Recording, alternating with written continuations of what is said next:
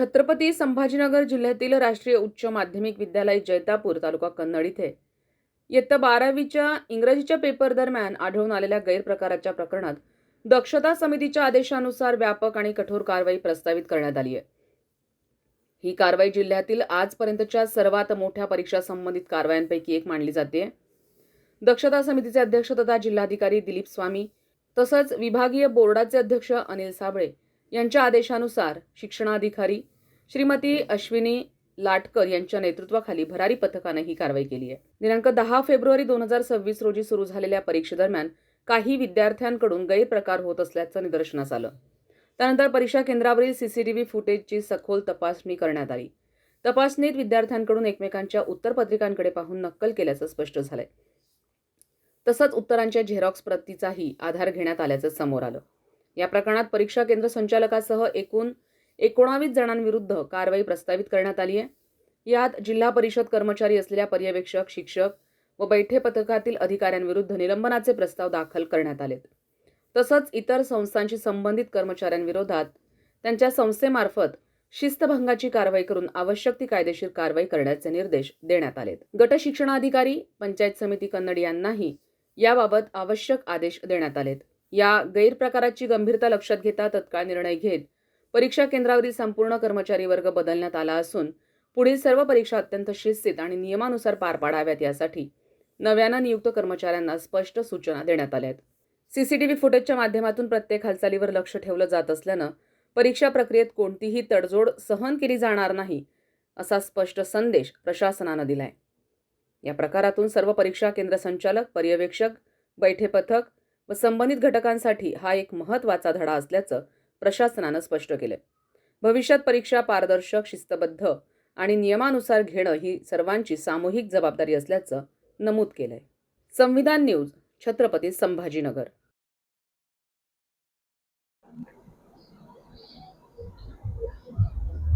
काय सांगाल मॅडम, आपल्याकडे जे आहे आता 12वीचे पेपर सुरू झालेले आणि आपण एक मोठी कारवाई केलेली, कशा पद्धतीने कशी कारवाई? दिनांक 10 फेब्रुवारी पासून संपूर्ण राज्यामध्ये 12वीच्या परीक्षा सुरू झाल्या आहेत। तसेच छत्रपती संभाजीनगर जिल्ह्यामध्येही 12वीच्या परीक्षा सुरू झाल्या असून काल 10 फेब्रुवारी रोजी इंग्रजी विषयाचा पेपर होता।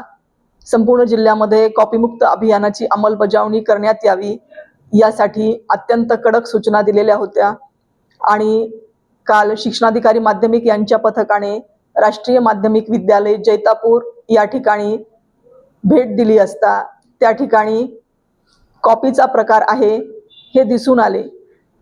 विद्यार्थ्यांच्या हातामध्ये उत्तरे लिहिलेल्या झेरॉक्स प्रती देण्यात आल्याचे दिसून आले आणि त्यानंतर पथकाने सखोल चौकशी केली असता काही झेरॉक्सच्या प्रती त्या ठिकाणी आढळून आल्या।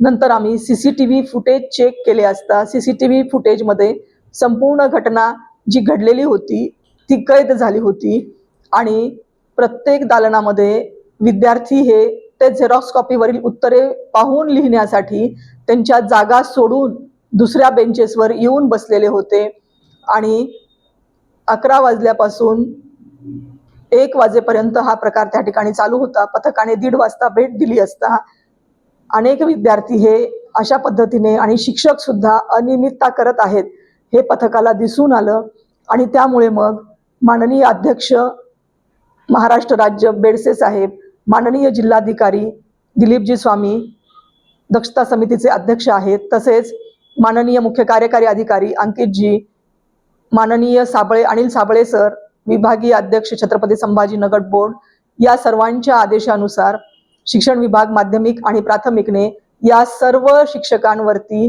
बैठे पथक आहे, पर्यवेक्षक आहेत, केंद्र संचालक आहे, या सगळ्यांवरती फौजदारी कारवाई केली आहे।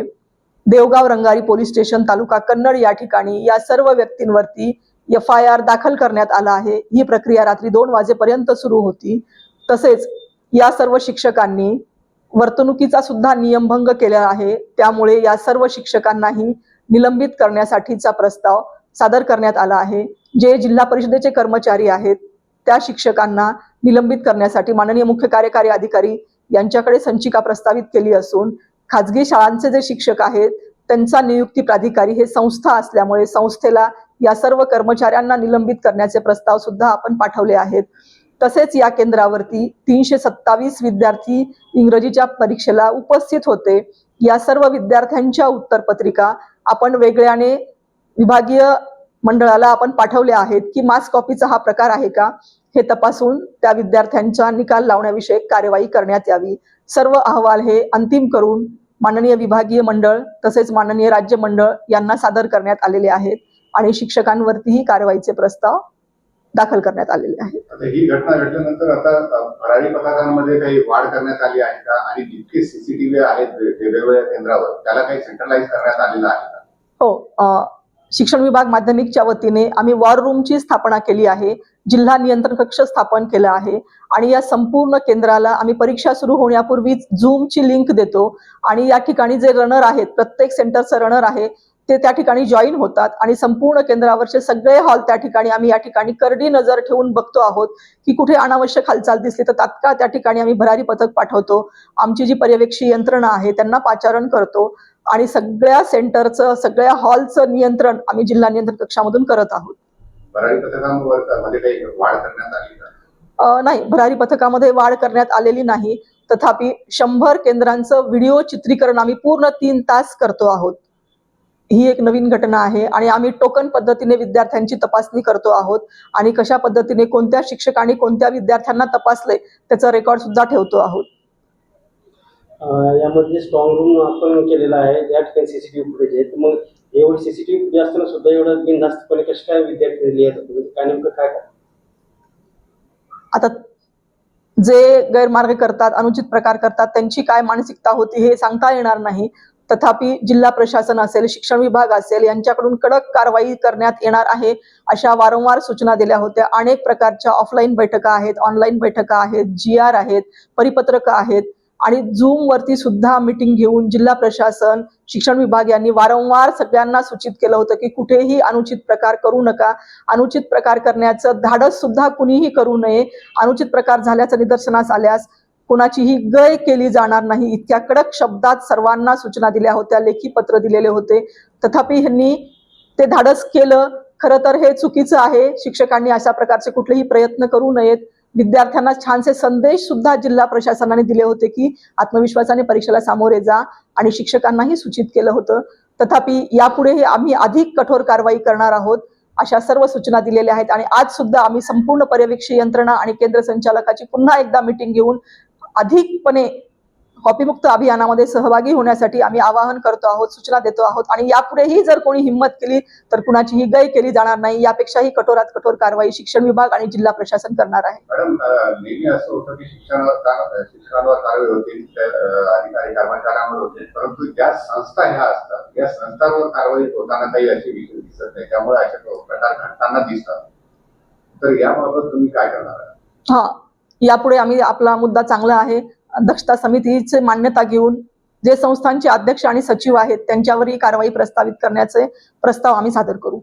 त्या कॉलेज संदर्भात ती कारवाई समजा त्यांना बंद करण्याची वगैरे निश्चितपणे त्यांचं सेंटर आम्ही पूर्णपणे बंद करणार आहोत आणि दक्षता समितीचे असेही निर्देश आहेत की त्या शाळा महाविद्यालयाची मान्यता रद्द करण्यात यावी कायमस्वरूपी. त्या विद्यार्थ्यांचं काय हो, त्या विद्यार्थ्यांचा प्रस्ताव आम्ही विभागीय मंडळाला सादर केलेला आहे. 327 विद्यार्थ्यांनी मास कॉपी केली आहे किंवा नाही आणि त्यांच्या निकालाबाबतचा निर्णय विभागीय अध्यक्ष संभाजीनगर घेतील. या सगळ्या प्रकरणावर काय वाटतं आपल्याला की कुठेतरी शिक्षक कमी पडतात का जेव्हा कॉपी करण्याचा प्रयत्न होतो अशा प्रकारे? नाही, या संपूर्ण प्रकरणावरती असं सांगावंसं वाटतं की विद्यार्थ्यांचं भविष्य हे प्रामाणिकपणे परीक्षा देण्यामध्येच आहे.